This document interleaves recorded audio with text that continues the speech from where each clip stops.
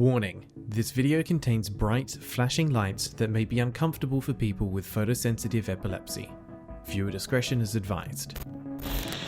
Have you ever wondered what triangles taste like? Or what purple smells like? I know I hadn't, but thanks to today's game, I now know the answers. My name is Graeldon, and I'm reviewing Steam games in alphabetical order to find the hidden gems among the piles of garbage, and today's game is 0 degrees north, 0 degrees west. Let's begin. I have seen things that no mortal should ever have seen. Not because they contain eldritch horrors or ungodly abominations, no, nothing so extreme. Simply because the human brain will struggle to comprehend these versions of reality without losing grip on their own humanity and slipping into a bottomless well containing infinitude of impossibilities.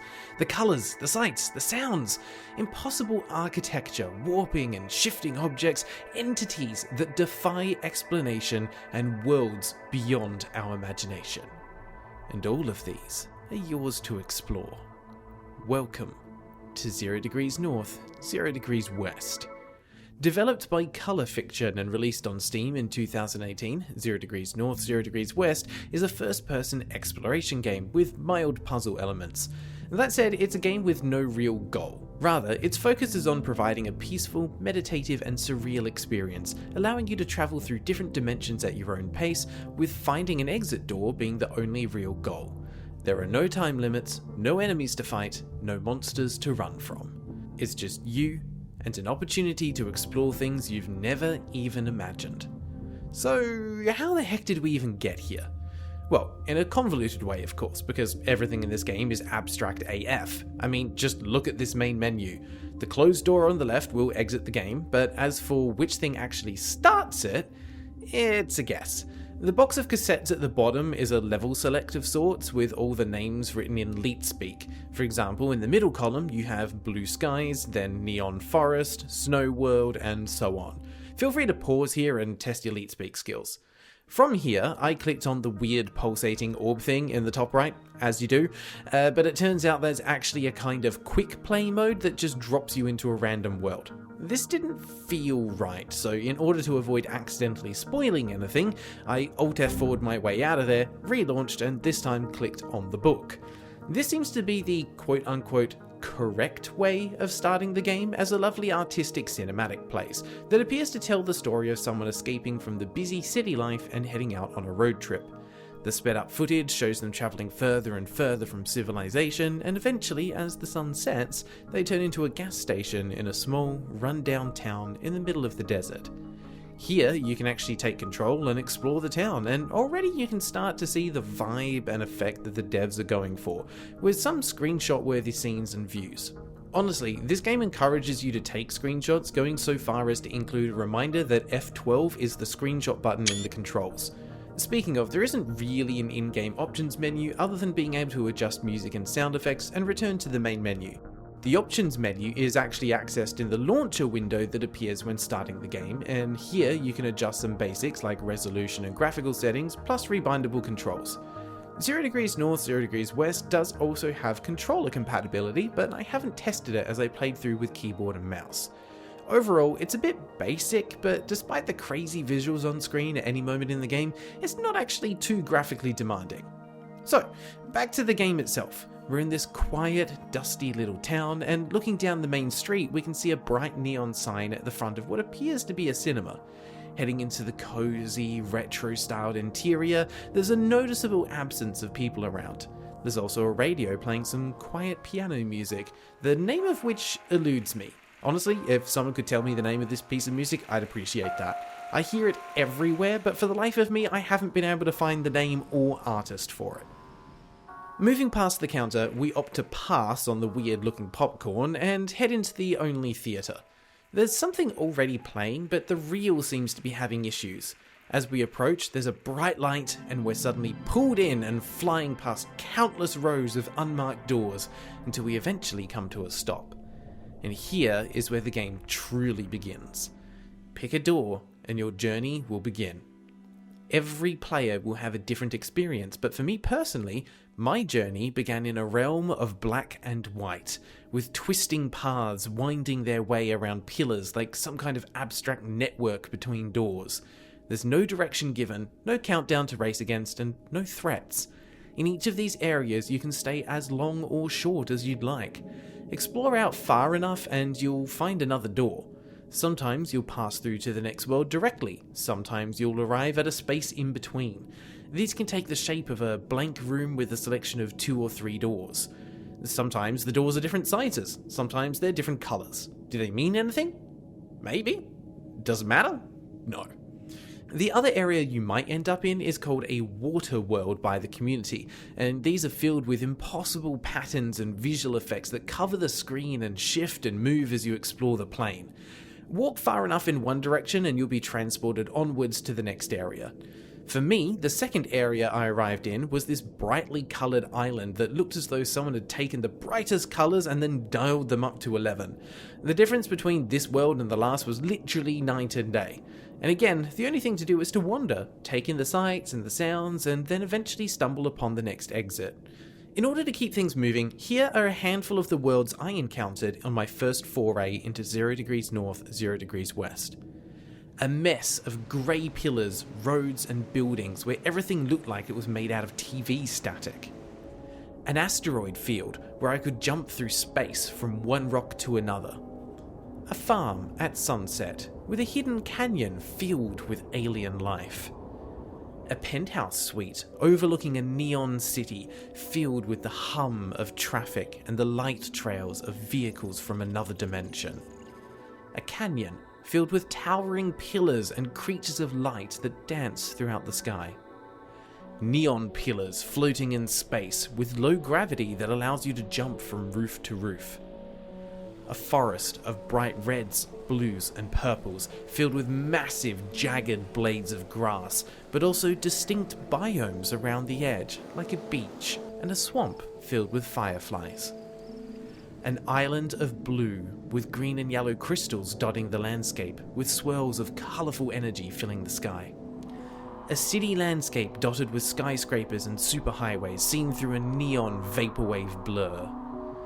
Densely packed dark towers with neon edges which shift and move away from the player as they approach. And lastly, a snow world, starting at a humble barn, but with a dark and mysterious forest to explore and towering mountains to climb. My favourite moment from all of this came in my second play session, where I found myself on a dark alien world. This is one of the largest ones to explore, and my travels took me from exploring what looks like a ruined airport with a mysterious glowing purple triangle in the centre, to a crater filled with green crystals. From here, I spied a tall tower with a blue glow at the top, and I then spent the next 10 or so minutes trying to jump my way up the spire. At the top, I found a TV, which turned out to be a portal to a secret area where a glowing orb awaited me. Approaching it, it burst into folding waves of light, static and chaotic energy. There's no achievements for this, just a sense of wonder and a story to tell. The worlds in 0 degrees north, 0 degrees west are a delight to explore and a visual marvel to behold. And for those concerned about spoilers, never fear, for I've barely scratched the surface of the worlds available to you. That said, you may be wondering if there is an end goal to this game, or if you simply explore until you've seen as much as you desire. Well, minor spoilers ahead, but there is an end of sorts to the game, or at the very least a path that results in the player returning to the original town. Skip ahead to the verdict if you wish to avoid spoilers. If you're still here, I'll assume you're cool with it. As I said earlier, every world has a way to leave, either by a door, by jumping into a body of water, or falling into the void. In one particular level, called Blue Skies, you may stumble upon a pillar of light, which is surrounded by a ghostly-looking version of the starting town. Entering the light will cause the player to be lifted up above the clouds to a secret door. Passing through here will take the player to a small office with white surfaces all around. A little bit of exploring will lead them out of the building and back to the main road of the starter town, this time during the day.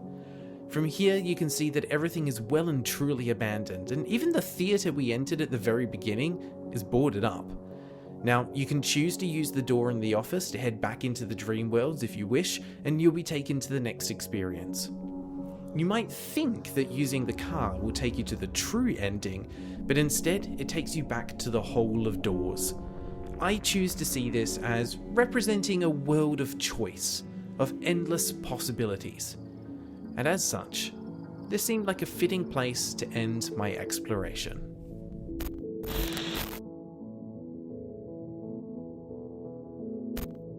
Out of all the games I've ever played, 0 Degrees North, 0 Degrees West comes the closest to what I would describe as digital art.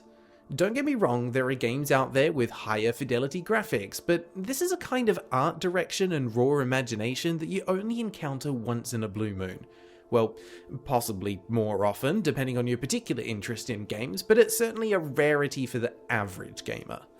Your enjoyment of this game will be dependent on a number of factors and will vary wildly from person to person. What one may view as aimless wandering through a mess of visuals, another will see as being immersed in an alien world of lights, sounds, and colours. If I had two critiques, the first would be that, in my personal opinion, the lack of direction somewhat hurts the game. Now, put the pitchforks down. I did enjoy just getting lost in these worlds, but I can see how it would be frustrating for the average gamer. The inclusion of a button that makes a prompt appear that guides the player towards the nearest exit would be helpful. It would mean that the purists still get to experience what they want, but also makes it less frustrating when players are ready to move on to the next area. The second is that sometimes the different worlds repeat a bit too frequently.